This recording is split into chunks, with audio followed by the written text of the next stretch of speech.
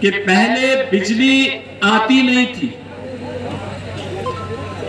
और हम लोग आए, हम लोगों ने कहा कि नहीं, गांव में कम से कम 16 से 18 घंटे की बिजली मिलनी ही चाहिए। जिन लोगों के पास विद्युत के कनेक्शन नहीं थे वहां पे विद्युतीकरण का कार्य करके बिजली पहुंचाने का कार्य किया गया और हमारा प्रयास है कि अगले कुछ महीनों या हो सकता है 1 आध साल और लगे, हम लोग तो चाहते हैं ग्रामीण क्षेत्र में भी हर एक नागरिक को 24 घंटे विद्युत की आपूर्ति हो, क्योंकि ये विकास की प्राथमिक आवश्यकता है। और इसी के लिए तो घाटमपुर में एक पावर स्टेशन भी स्थापित हुआ है। ये इसीलिए हो रहा है, ये बिजली के लिए हमारी निर्भरता किसी अन्य पे नहीं होगी। यहाँ की बिजली की आवश्यकता घाटमपुर के लोगों को घाटमपुर से ही प्राप्त होगी। प्रधानमंत्री जी से हम लोगों ने इसका शिलान्यास भी करा दिया है।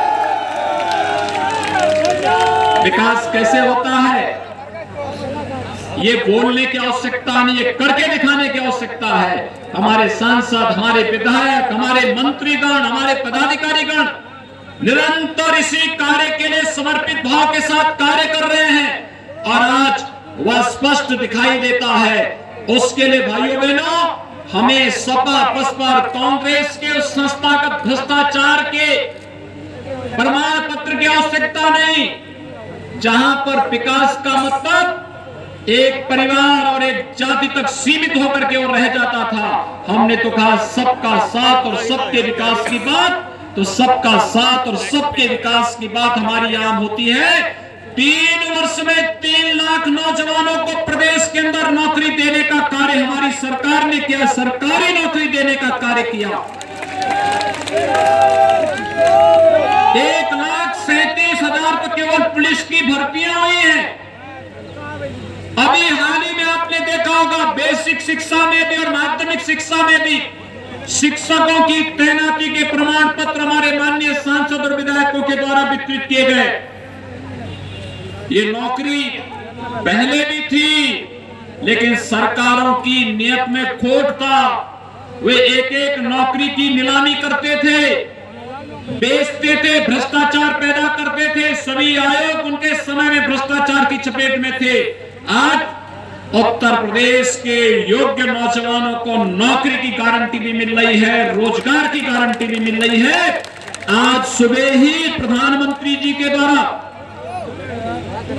प्रदेश के अंदर 2,60,000 से अधिक 2,74,000 पटरी व्यवसायियों को 10-10 हजार रुपए के लोन वितरण के कार्यक्रम का उन पटरी व्यवसायियों के साथ सीधे संवाद के माध्यम से प्रोत्साहन किया गया है।